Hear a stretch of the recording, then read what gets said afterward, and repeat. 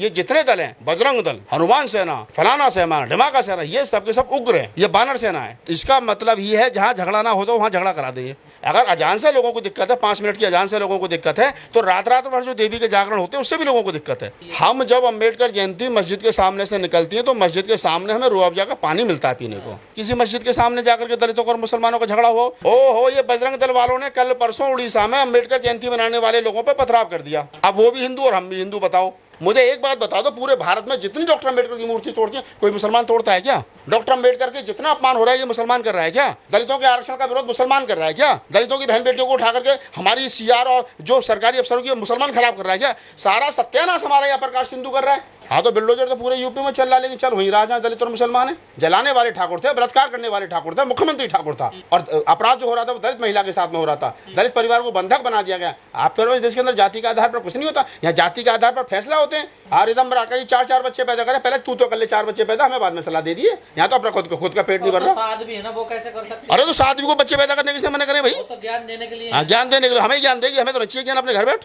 दारू पियो को 2 घंटे में उतर जाएगी, अफीम चरस गांजा खा लो वो 4 घंटे में उतर जाएगा। लेकिन धर्म का अकेला नशा ऐसा है जो पूरी जिंदगी नहीं उतरता आदमी का।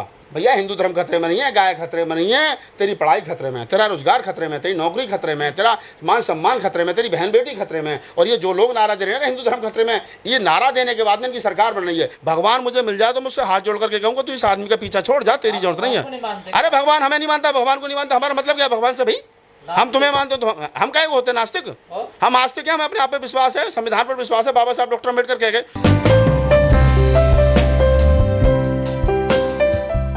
कानूनी तरीके से अगर आप शोभा यात्रा निकालोगे तो आपको ना तो झगड़ा होगा।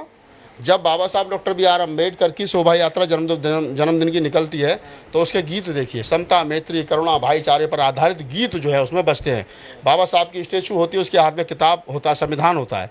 तमाम लोग चल रहे होते हैं, पंचशील के पटके डाल करके उनके हाथ में संविधान की किताब होती हैं। शोभा यात्रा में बाबा साहब की कोटेशन लिखी हुई होती है जिसमें समता, मैत्री, करुणा झलकती है। लेकिन जब दूसरी तरफ हनुमान जी की शोभा यात्रा निकलती है तो उसमें भगवा जो है वो झंडे होते हैं, उसमें हाथों में लोगों के भी डंडे होते हैं, उसमें तलवारें होती हैं और फरसे होते हैं। इसका मतलब दोनों शोभा यात्राओं में ज़मीन और आसमान का फ़र्क है।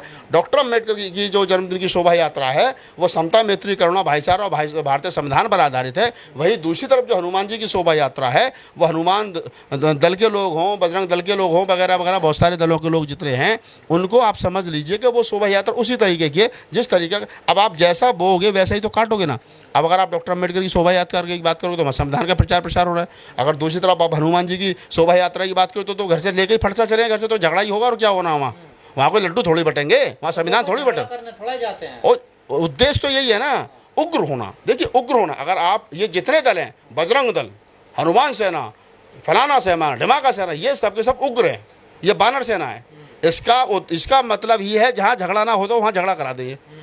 तो इनसे दूर रहना चाहिए। और मैं तो तमाम लोगों से कहता हूँ कि ऐसी शोभा यात्रा जब भी निकले आपको रोड पे दिखाई दें, आप अपना दरवाजा बंद करो, अंदर चले जाओ। अगर हनुमान चालीसा पढ़ने तो दिक्कत क्या आप लोगों को? हनुमान चालीसा खूब पढ़ो, किसने मना? अगर आपने घर में करो, इबादत करने का अधिकार हमारा संविधान, हमारा जो फंडामेंटल राइट्स है वो हम अपने घर में करें ना। अगर मस्जिद में जाकर के आप हनुमान चालीसा पढ़ोगे तो दिक्कत होगी, और मस्जिद वाले अगर जो है वो हनुमान मंदिर में आकर के नमाज पढ़ेंगे तो दिक्कत होगी। भाई दोनों का अपना लाउड स्पीकर लगाकर पढ़ते हैं ना नमाज। हाँ तो परेशान होते हैं। तो सुबह को मेरे घर के पीछे मंदिर है, सुबह को 4 बजे पंडित जी उठते हैं, कैसेट लगा देते हैं उसमें, और वो तो रजाई में सो जाते हैं जाके कंबल ओढ़ करके। और हमारे बच्चों की पढ़ाई डिस्टर्ब हो रही है सुबह 4 बजे से, बताओ किसको जाकर के शिकायत करूँ? तो समस्या तो दोनों तरफ है ना, आप एक ही तरफ क्यों देख रहे हो? समस्या दोनों तरफ है। अगर अजान से लोगों को दिक्कत है, 5 मिनट की अजान से लोगों को दिक्कत है, तो रात रात भर जो देवी के जागरण होते हैं उससे भी लोगों को दिक्कत है।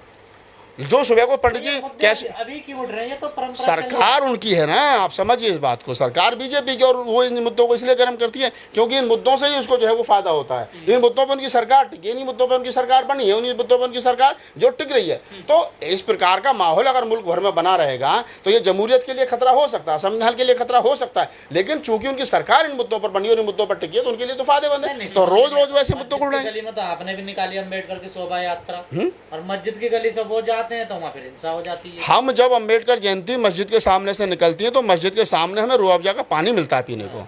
वो लोग हमें केले खिलाते हैं, वो लोग हमेशा हमारा क्या नाम है सम्मान करते हैं कि डॉक्टर अम्बेडकर जयंती निकल रही है। हमारा तो आज तक झगड़ा नहीं हुआ। डॉक्टर अम्बेडकर की जयंती तो सैकड़ों 50 वर्षों से निकल रही है। आज तक मुझे बता दो किसी मस्जिद के सामने जाकर के दलितों का और मुसलमानों का झगड़ा हुआ हो, क्योंकि हमारा भाईचारा उनके साथ है, हमारा प्यार उनके साथ है। वो भी संविधान को मानने वाले, हम भी संविधान को मानने वाले, प्यार मोहब्बत वाले लोग हैं। हम अगर घर से ही राजा करके जाएंगे, नहीं आज होगा सो देखा जाएगा, टोपी वालों को इलाज कर देना है। वाले या ये भाईचारा संविधान को नहीं मानते। ओहो, ये बजरंग दल वालों ने कल परसों उड़ीसा में अम्बेडकर जयंती मनाने वाले लोगों पर पथराव कर दिया।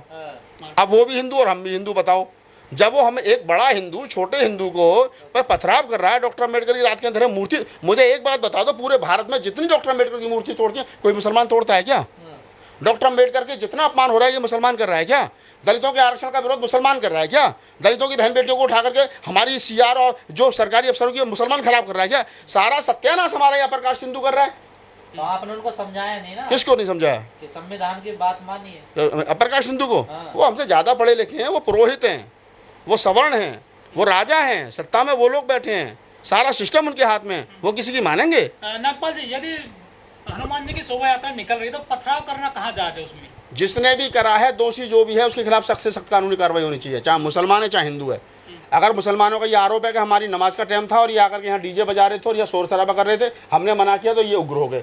अगर हिंदुओं का ये कहना है कि जिन्होंने पथराव किया, इसकी निष्पक्ष रूप से सीबीआई जांच होनी चाहिए, देश के अंदर शांति का माहौल होना चाहिए, संवैधानिक रूप से जांच होकर जो लोग दोषी है, चाहे वो हिंदू है, मुसलमान है, कोई भी है, उनके खिलाफ सख्त से सख्त कानूनी कार्रवाई होनी चाहिए, ताकि इन फ्यूचर भविष्य के क्रम में कुछ ऐसी दिक्कत ना हो। कार्रवाई हो रही तो कहा जा रहा है एक तरफा कार्रवाई नहीं, कार्रवाई ऐसी भी ना होनी चाहिए ना कि जिसमें ये सांप झलके के ये तो क्या नाम है बदले की भावना से हो रहा है। बुलडोजर चल रहा है सर। हाँ, तो बुलडोजर तो पूरे यूपी में चल रहा है, लेकिन चल वहीं राजा दलित और मुसलमान है।